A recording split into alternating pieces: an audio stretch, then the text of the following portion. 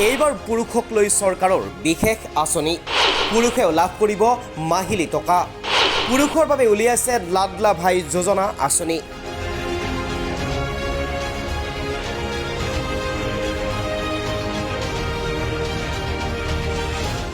এই আঁচনিৰ জৰিয়তে মাহে প্ৰায় লাভ কৰিব 10,000 টকা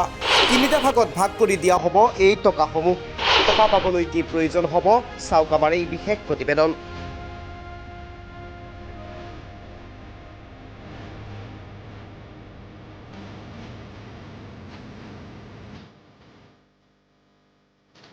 চৰকাৰৰ পৰা কেৱল যে মহিলাই টকা লাভ কৰিব সেয়া নহয়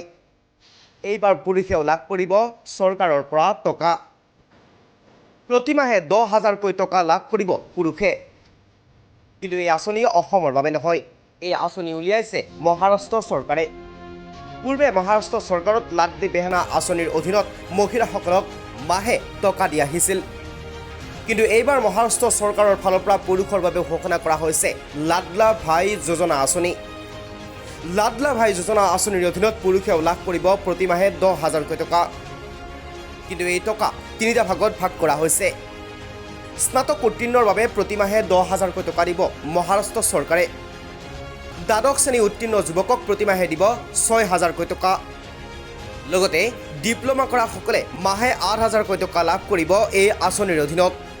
মহাৰাষ্ট্ৰৰ প্ৰাক্তন মুখ্যমন্ত্ৰী উদ্ধৱ ঠাকৰে ইতিমধ্যে মহাৰাষ্ট্ৰৰ লাডলি বেহেনা প্ৰকল্পক লৈ অৱশ্যে মহাৰাষ্ট্ৰৰ প্ৰাক্তন মুখ্যমন্ত্ৰী উদ্ধৱ ঠাকৰে ইতিমধ্যে মহাৰাষ্ট্ৰৰ লাডলি বেহেনা আঁচনিৰ বিষয়ক লৈ প্ৰশ্ন উত্থাপন কৰি কৈছে যে এই আঁচনি কেৱল নিবনুৱা যুৱক যুৱতীসকলকহে দিয়া উচিত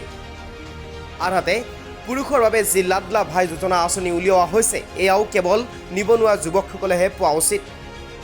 কাৰণ আজিকালি কৰ্মক্ষেত্ৰত পুৰুষ মহিলাৰ কোনো পাৰ্থক্য দেখা নাযায় যাৰ বাবে নিবনুৱা পুৰুষ মহিলা সকলোৱে এই আঁচনিৰ অধীনত অন্তৰ্ভুক্ত হৈ চৰকাৰৰ পৰা টকা পোৱাটো উচিত লগতে এই আঁচনিৰ অধীনত তৃতীয় লিংগকো অন্তৰ্ভুক্ত কৰিবলৈ আহ্বান জনাই উদ্ধৱ ঠাকৰে